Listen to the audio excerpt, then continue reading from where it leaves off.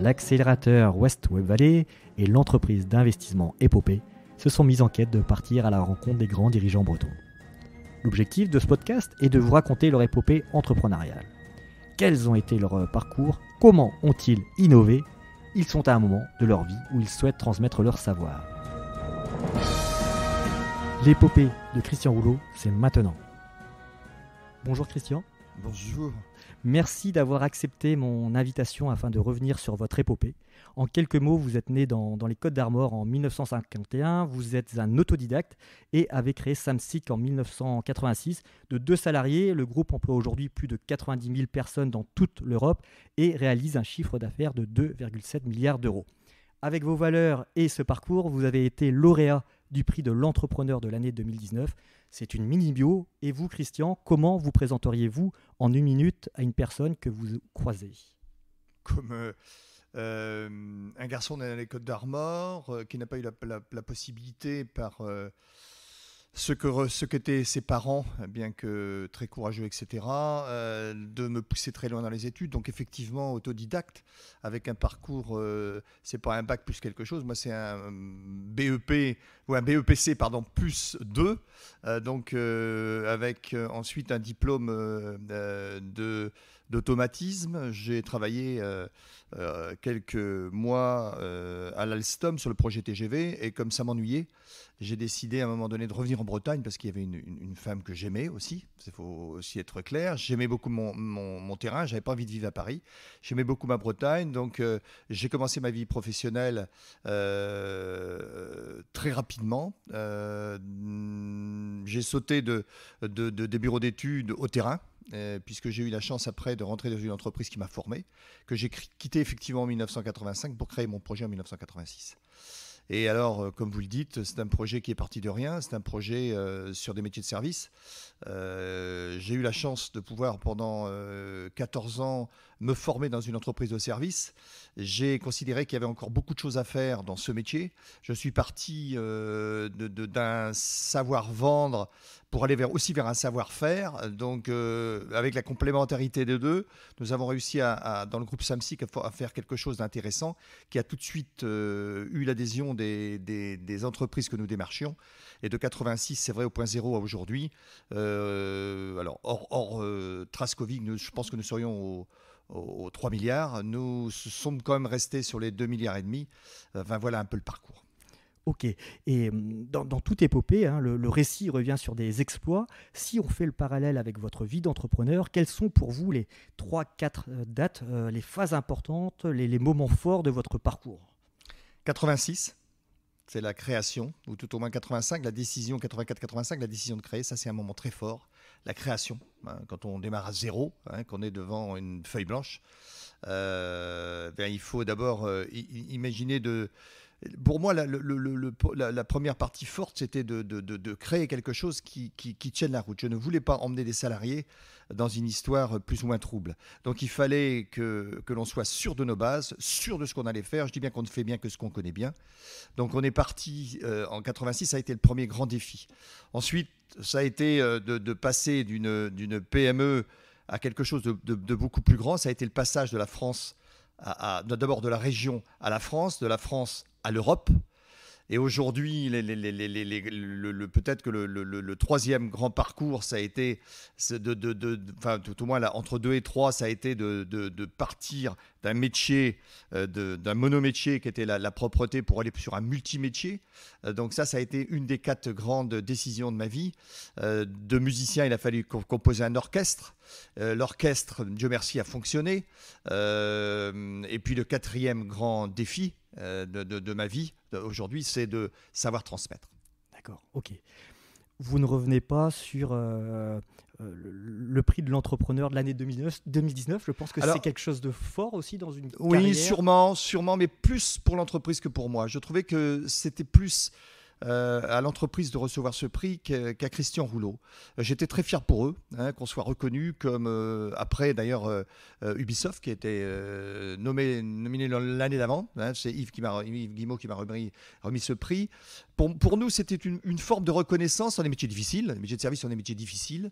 Être reconnu comme un acteur majeur, être reconnu la Sodexo fait du facility en partant de la restauration. Nous faisons du facility en partant du cleaning. Et je trouve que être reconnu pour ce que nous avons fait en plus de 30 ans, c'était pour l'entreprise quelque chose de fort, plus que pour l'homme. D'accord. Et donc ce sont de vrais exploits, ce que vous venez d'énoncer. Vous avez connu des échecs aussi sur ce parcours-là Oui, qui vous ont bien marqué. évidemment, on connaît toujours dans nos vies des échecs qui nous marquent beaucoup. Mais je dis que je préfère les oublier. Je dis que un échec bien accepté amène des grandes victoires. Donc d'abord, il faut comprendre pourquoi il y a échec dans la vie des affaires, dans la vie des relations humaines, dans tout type de situations. Et quand c'est bien accepté, quand c'est bien compris, je pense que ça peut amener des très grandes victoires. Et ça amène des très grandes victoires. Et quand je vous écoute, par rapport à toutes ces filiales qui ont été créées, je remarque que l'innovation a été un sujet important. Comment avez-vous traité ce sujet tout au long de cette épopée ? Alors, d'abord au départ, en 1986, il a fallu qu'on crée la différenciation. Et on l'a créé sur des choses très simples qui étaient liées à la formation. Les gens n'étaient pas formés, ne savaient pas appliquer les dossiers vendus sur le terrain. Et on a beaucoup travaillé là-dessus, on s'est démarqué. Et dès la première année, on a atteint le point mort sur un exercice très court. Et puis ça a toujours été très vite. Aidé certainement à l'époque par le 44 quater, c'était l'exonération d'impôts. Ça a été une partie très forte. Deuxième, ensuite, il faut savoir que tout au long du parcours de la vie de l'entreprise, on s'est trouvé confronté à des besoins réels, mais à des pressions très fortes sur les prix. Dans des métiers ultra concurrentiels, si vous ne savez pas au fil du temps créer de la différenciation, vous allez avoir des problèmes. Aujourd'hui, et depuis déjà des très longues années, nous avons dans un groupe comme le nôtre près d'une centaine de personnes qui bossent sur le digital. Nous avons des gens sur l'intelligence artificielle. Nous avons créé des choses intéressantes au niveau des prestations que nous sommes à même d'offrir, sachant que nous sommes toujours dans la valeur ajoutée par rapport à ce que la concurrence peut proposer. D'accord. Je voyais tout à l'heure dans votre hall des petits films avec ce qu'on appelle les dash buttons, les boutons d'Amazon pour déclencher telle ou telle action. Vous parlez d'intelligence artificielle, forcément ça m'anime. Est-ce que vous pouvez m'en dire un tout petit peu plus sur cette partie-là ? Il a fallu qu'on essaie, pour être très différent, d'apporter des exploits nouveaux. Nous avons, par exemple, chez nos clients, des grandes surfaces, avec je vais vous citer 2 ou 3 exemples. Dans les grandes surfaces, on a su, grâce au digital, faire en sorte de repérer des caddies sur l'ensemble des parkings et tout de suite savoir où aller les chercher. On a su, dans les aéroports, grâce aux moyens qu'on a mis en œuvre, repérer tous les personnes à mobilité réduite qui se promenaient sur des hectares et tout de suite les retrouver, faire en sorte que ce soit bien suivi, parfaitement orchestré. On a su, dans les centrales nucléaires, faire en sorte que les gens qui rentraient en prestation soient refoulés s'ils n'étaient pas complètement conformes à l'habit qu'ils devaient avoir. Enfin, on a mis, grâce à une équipe qui bosse sur Paris, sur des problématiques permanentes de soucis clients, trouver des solutions qui sont bien loin de ce qu'on aurait pu imaginer encore il y a 10 ou 20 ans et qui, demain, seront encore beaucoup plus efficaces. Mais ça représente chez nous, toute cette recherche et développement, des énormes budgets qui, d'année en année, grossissent. Ouais, d'accord. Donc, vous collectez pas mal de data, au final On collecte pas mal de data, on sait exploiter pas mal de données. Et on sait assez rapidement transformer ces données en réponse positive à la question, à la problématique client. Ce qui crée des énormes différences par rapport à la concurrence. Ouais. Donc vous avez brièvement évoqué des exemples avec les aéroports, tout ça. Donc combien de filiales aujourd'hui ? Il y a des Samsic, RH, Facilities, Airport. Clairement, c'est 3 grands métiers. C'est le Samsic Facility, en gros. On offre aux plus grands de ce monde, tout au moins en Europe aujourd'hui pour nous, mais des solutions pour régler tous les problèmes qui sont liés à la vie du bâtiment. Tous les problèmes qui sont liés. Problèmes de service, problèmes techniques, on sait faire tout ça. On a un orchestre, on a un ensemble de musiciens qui sont directement propriétés du groupe Samsic, qui savent répondre à la problématique. C'est le cas pour Amazon, c'est le cas pour des grands groupes européens. Ils nous demandent de travailler en France, mais aussi au Luxembourg, mais aussi en Italie, en Roumanie, etc., etc. Donc ils ne veulent pas de sous-traitants, ils veulent faire même donneur d'ordre. Donc ça, on sait le faire partout aujourd'hui en Europe. Mais pour nous, pour eux, ce sont des services plus qui vont au-delà de ce qu'on peut imaginer. D'accord, ok. Et sur l'aspect recrutement ou aéroport, comment on arrive Alors, je disais, oui, 3 grands métiers. Ouais. Le premier, c'est le facility. Le deuxième, c'est donc dans le facility. Enfin, sur l'ensemble de nos métiers, nous avons 160 lignes de métiers. Bon. Sur le premier grand métier, vous pouvez trouver tout ce qui est lié aux espaces verts, à la sécurité des bâtiments, à l'accueil, au courant faible, au courant fort, de tout ce qui va être maintenance premier niveau, un ensemble de prestations que vous ne pouvez pas imaginer. Gestion du courrier, etc., etc. Sur le deuxième grand métier qui est la RH, nous avons des centres de recrutement. Nous sommes un des acteurs majeurs dans la formation en France. Nous avons 26 centres de formation. Et nous avons à peu près 390 agences de travail temporaire, généralistes ou spécialistes, sur l'ensemble de l'Europe. Dans le troisième métier que nous développons dans les aéroports, nous faisions jusqu'à l'an dernier 350 millions de chiffre d'affaires. Aujourd'hui, avec le Covid, nous n'en faisons plus que 40, mais tout le monde connaît la souffrance. La grande spécialité dans nos métiers, ce sont les personnes à mobilité réduite, que nous sommes acteurs majeurs en France sur cette prestation-là, mais aussi sur des problèmes de sûreté, sur des problèmes de handling, sur bien des îles au monde. Et aujourd'hui, nous avons mis un pied au Canada et aux États-Unis. D'accord, ok. Et mon oreille frémit lorsque j'entends Amazon, justement, dans le prolongement de ces questions d'innovation. Pure fiction. Si vous étiez primo-entrepreneur aujourd'hui, si vous aviez 20 ans, quel type de société lanceriez-vous face à cette concurrence des GAFAM ou des Batix en Chine ? Je crois que je resterai dans ce que j'ai fait. On ne fait bien que ce qu'on connaît bien. Faut rester humble avec la formation que j'ai, avec l'expérience que j'ai, avec le temps qui a passé. Je pense que chaque période a ses forces. Moi, aujourd'hui, je fais partie de cette génération des années 50 qui a beaucoup donné, qui a beaucoup servi, etc. Aujourd'hui, d'autres générations, telles que vous l'avez développées, sont dans des mondes différents, mais on se complète. On se complète tellement. Et si j'avais à refaire demain, si vous me donnez, on me dit souvent, ou c'est moi qui le dis, donnez-moi votre jeunesse, je vous donnerai ma fortune. Donc, si j'étais jeune aujourd'hui, je serais toujours aussi entreprenant, certainement pas sur les mêmes bases, avec les bases qui fonctionnent aujourd'hui. Quand on parle de digital, quand on parle de l'intelligence artificielle, je serais certainement un moteur là-dedans, mais nous le sommes déjà beaucoup, tout en nous servant des bases des années 50 ou des années 60 ou des années 70, complétées par les bases des années 2020. Ouais, c'est vrai que en venant ici, je ne m'attendais pas à ce que vous parliez d'intelligence artificielle. Ouais, c'est vrai qu'au final, on peut collecter aussi énormément de On est obligé de vivre avec le temps qui passe. Et on va changer un tout petit peu de thème. On a parlé d'innovation. Abordons le thème transmission. Qu'avez-vous mis en place pour que l'épopée rouleau perdure ? Alors, moi, j'ai toujours été un homme de projet. Je ne peux pas vivre une journée sans avoir des projets. L'argent est un accélérateur de projets, mais c'est certainement pas mon quotidien. L'argent ne m'intéresse que pour ce qu'elle peut m'apporter. Certainement pas pour la cagnotte. Donc, j'ai toujours pensé. Et j'ai toujours dit, bien que bien des amis industriels me disaient pourquoi tu ne vends pas, ça vaut une fortune, ça ne m'intéresse pas du tout. Moi, ce qui m'intéresse, c'est de laisser une trace sur le temps.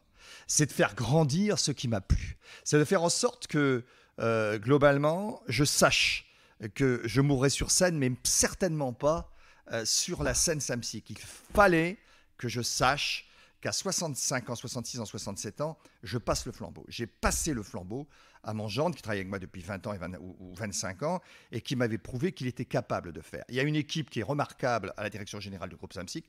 Je les accompagne tous les jours, je les conseille tous les jours, mais je ne vais plus être acteur majeur. J'ai souhaité créer un niveau supérieur que j'appelle, moi, dans mon jargon, la famille, qui s'appelle d'ailleurs la Family Office Rouleau.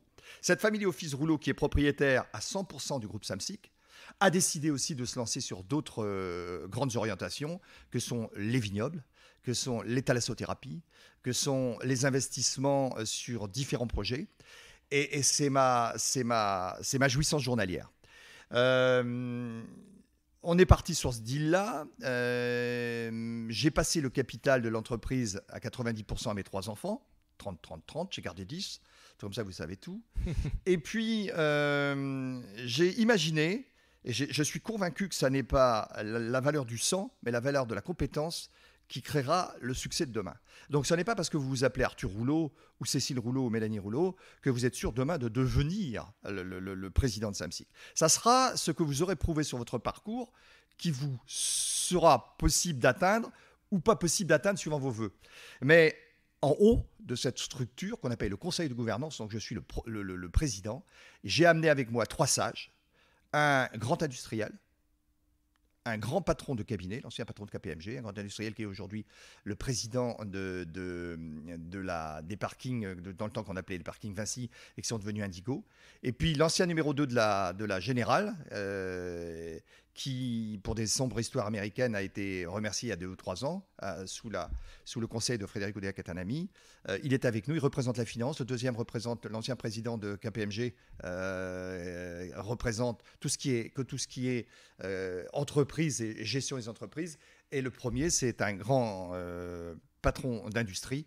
Donc, avec ces 3-là, ils garantissent que ma tête ne déboulonne pas et que je ne deviens pas fou. Donc, ils garantissent la sagesse de la formule Family Office Rouleau.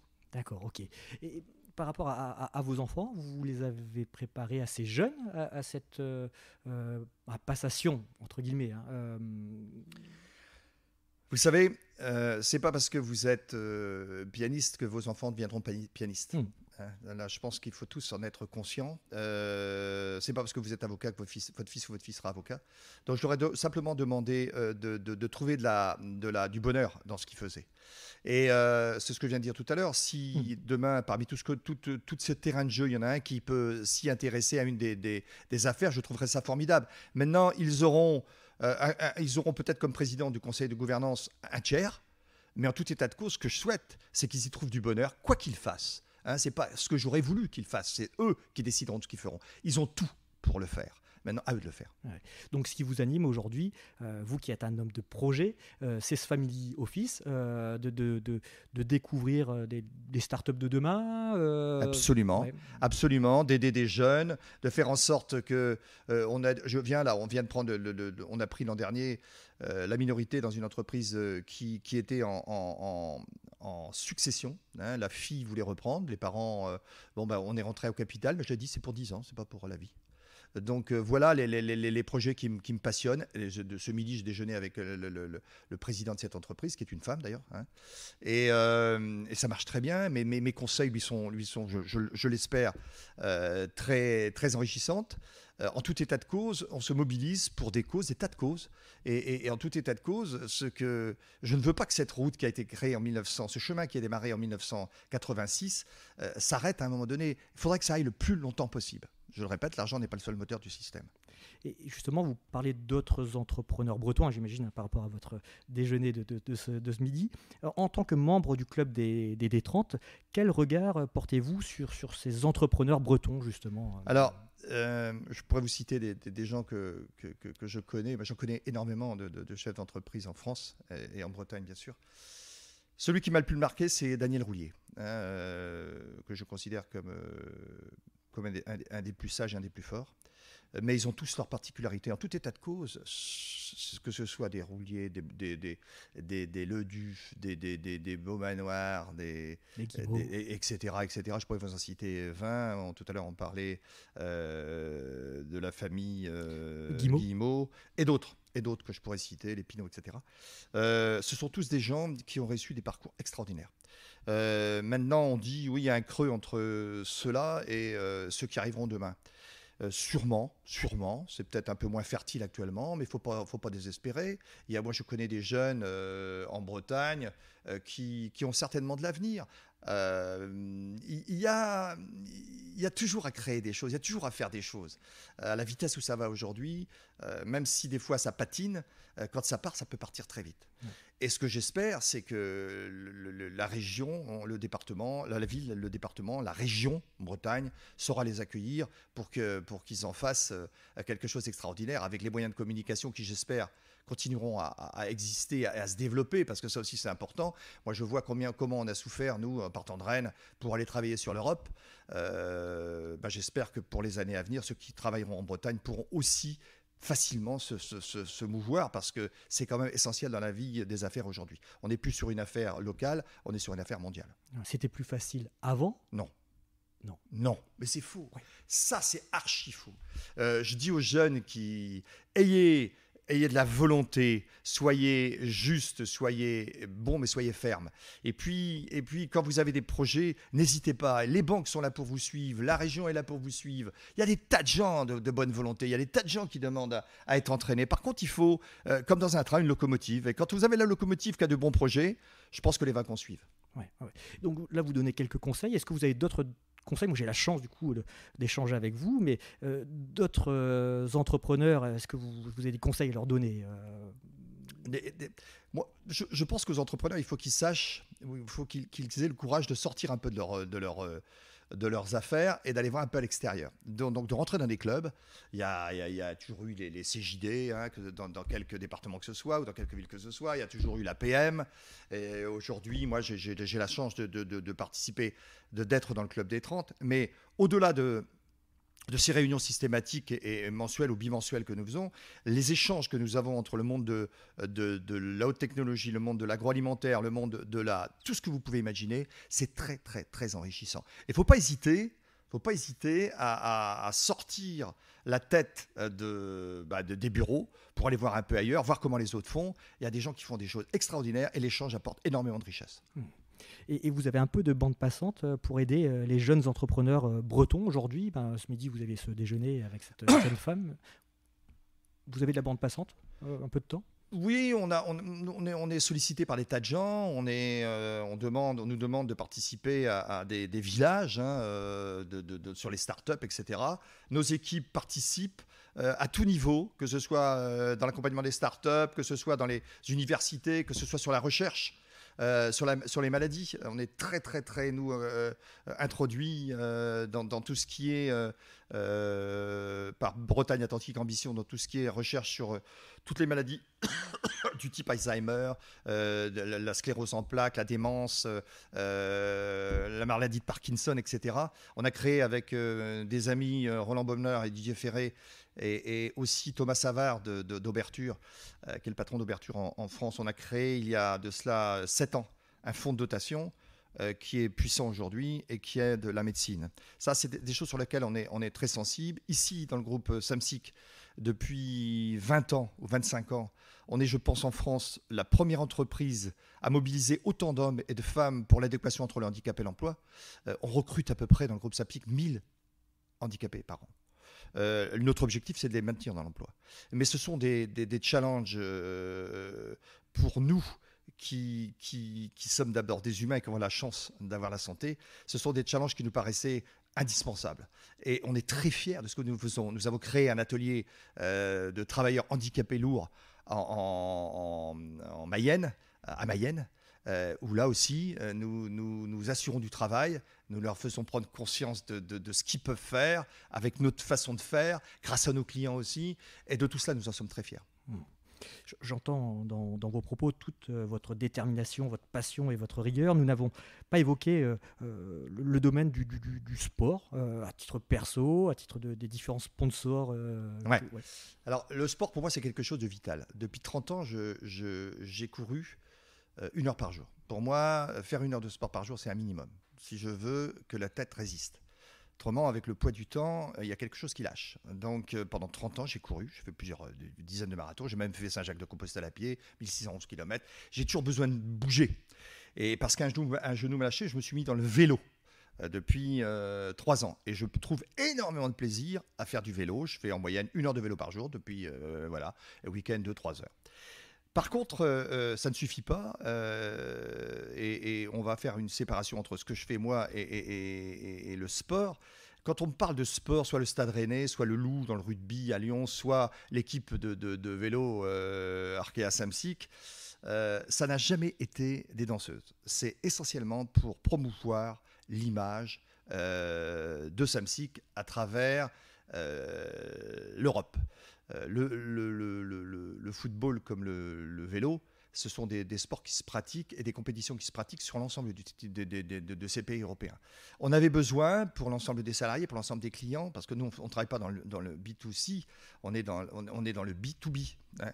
Donc, il fallait absolument que le nom Samsic apparaisse comme, quand je vous dis Frigidaire, vous savez très bien ce qu'on veut dire, eh bien, il faut que, ou Renault, vous savez très bien que c'est une voiture, ou Peugeot, il faut que Samsic, on se dise, ce sont des entreprises de services qu'on connaît bien, et si demain, un de mes enfants a besoin de travailler, pendant un moment donné, qu'il aille chez Samsic, comme il ira dans les entreprises de plus grand renom, même si ce sont des entreprises de services qui ont une plus mauvaise image généralement que les autres entreprises. Mais croyez-moi sur parole, toutes ces entreprises de services que je mène depuis 33 ans ou 34 ans ont certainement le mérite d'avoir une image aussi haute que pour d'autres activités. C'est quoi la journée type d'un Christian Rouleau au final? J'entends parler d'une heure de sport, mais c'est... Alors, ça a toujours été lever très tôt et coucher très tard. Très tôt, c'est... Très tôt, c'était régulièrement 5h30, 5h, 5h30. Après, c'est peut-être un petit peu plus tard aujourd'hui, hein, mais c'est toujours au début 1 heure de sport et l'activité jusqu'à n'en plus finir. Le soir, alors c'est ce qui est un peu compliqué pour un chef d'entreprise parce que on me demande souvent, mais pourquoi tu n'as pas fait de la politique? J'ai déjà du mal à faire mon métier et à remplir une vie de famille. Alors je me dis, si je faisais autre chose, il y a certainement au détriment d'un des trois. En tout état de cause, j'essaie de m'organiser, parce qu'en plus, comme mon épouse est partie il y a 3-4 ans, qu'est-ce que je raconte, il y a 5 ans, pardon. Mon épouse nous a quittés il y a 5 ans, donc j'élève un enfant, un dernier enfant que j'ai eu très tard, qui a 16 ans, un ado. Donc il faut que les journées soient parfaitement bien organisées, parfaitement bien remplies, mais elles sont passionnantes. Dès que je ne fais rien, je m'ennuie. D'accord. Qui serait à inviter dans ce podcast des épopées? Tout à l'heure, vous avez cité quelques noms du Club des 30, mais pour vous, qui a une belle épopée bretonne? Je vous ai cité Daniel Roulier. Vous m'avez cité Louis Leduf, vous avez cité Alain Glon, on pourrait en citer beaucoup. La particularité de ces gens-là, ce sont des gens qui ont vraiment été entrepreneurs, c'est-à-dire qu'ils n'ont pas pris des sociétés qui existaient pour les manager, ce sont des gens qui les ont créées. Et c'est très fort, ça. Ça, c'est très fort. Ils ont tous leurs particularités, leur caractère, mais ils sont tous intéressants. Je reviens vraiment en arrière. Votre enfance, au final, est-ce que toute cette énergie vient de là, le fait de voir vos parents issus d'un milieu ouvrier, c'est ça?